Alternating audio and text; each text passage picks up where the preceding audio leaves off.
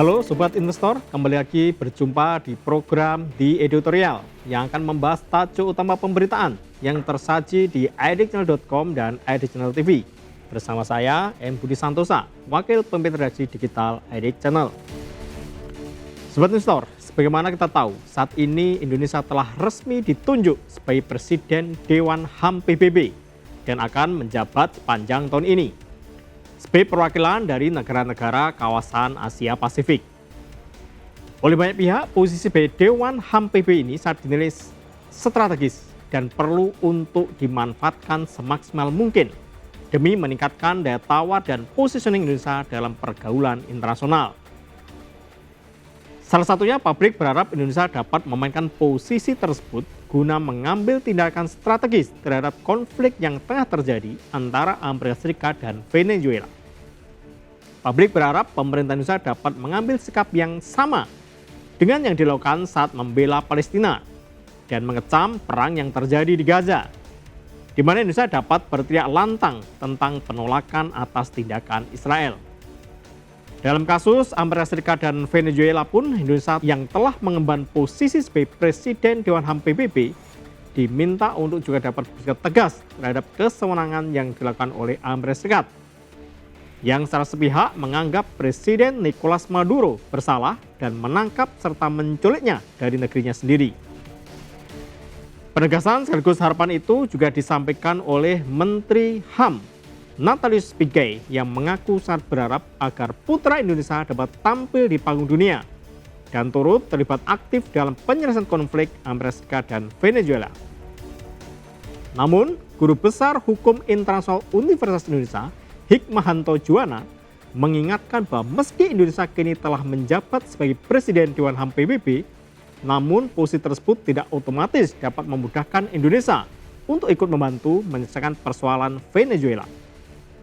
Hikmahanto menjelaskan bahwa peran Presiden Dewan HAM PBB pada dasarnya hanya terbatas sebagai moderator dalam forum multilateral tersebut. Karenanya, Hikmahanto memastikan secara resmi Indonesia tidak memiliki kewenangan langsung untuk menekan negara tertentu, termasuk Amerika Serikat, dalam kasus penculikan Presiden Nicolas Maduro ini. Dalam kondisi yang demikian, Hikmahanto merasa perlu angkat bicara dengan mengingatkan Indonesia, terutama Kementerian Luar Negeri, untuk sangat hati-hati dalam mengambil sikap, serta dengan pertimbangan yang benar matang dan bijaksana.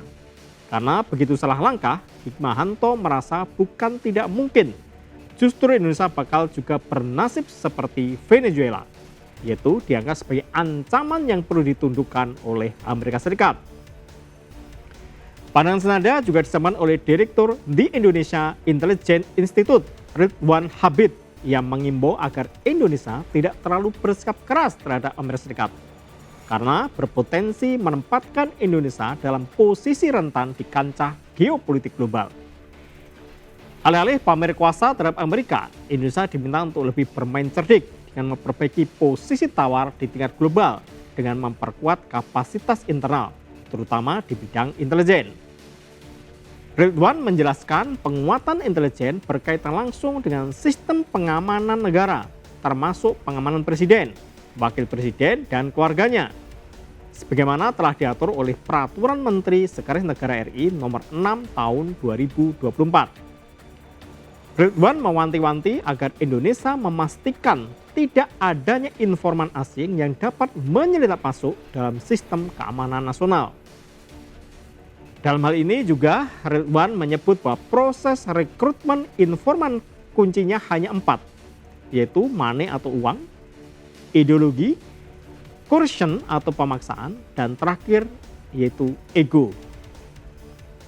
Keempat hal inilah yang harus benar-benar diantisipasi oleh pasukan keamanan Indonesia untuk memastikan keamanan nasional secara keseluruhan. Menjawab perdebatan ini, pihak Kementerian Luar Negeri pun memastikan bahwa persoalan Venezuela memang telah masuk dalam agenda yang bakal dibahas dalam sidang Dewan HAM. Bahkan bukan hanya menjadi bahasan Dewan HAM, Kemenlu juga memastikan bahwa persoalan Venezuela kini juga telah menjadi concern Dewan Keamanan PBB dan mungkin bakal dilanjutkan oleh platform-platform lainnya. Meski demikian, sikap Indonesia dalam diskursus tersebut dipastikan bakal tetap netral, sesuai dengan arah sikap Indonesia yang bebas aktif. Hal tersebut ditegaskan oleh Menteri Koordinator Hukum, Imigrasi, dan Pemasyarakatan Yusril Izzah Mahendra.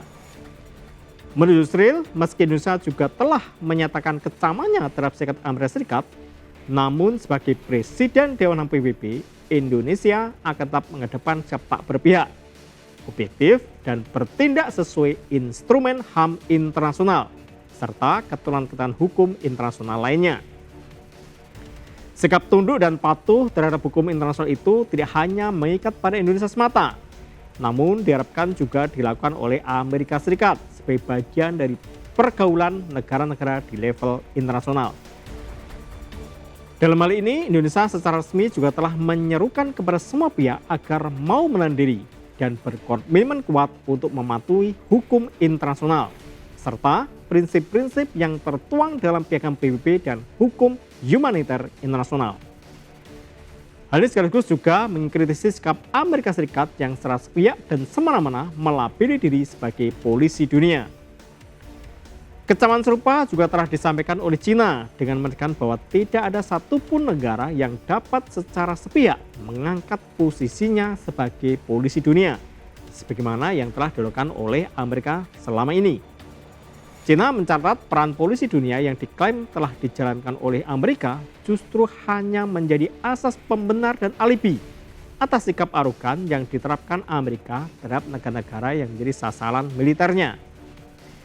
Menurut China, dengan sikap arogan tersebut, Amerika justru membuat landscape internasional menjadi semakin bergejolak dan kompleks, yang malah melainkan praktik kekerasan dan pemaksaan kehendak suatu negara, dan kemudian melanggar independensi negara lain dalam menentukan sikap politiknya.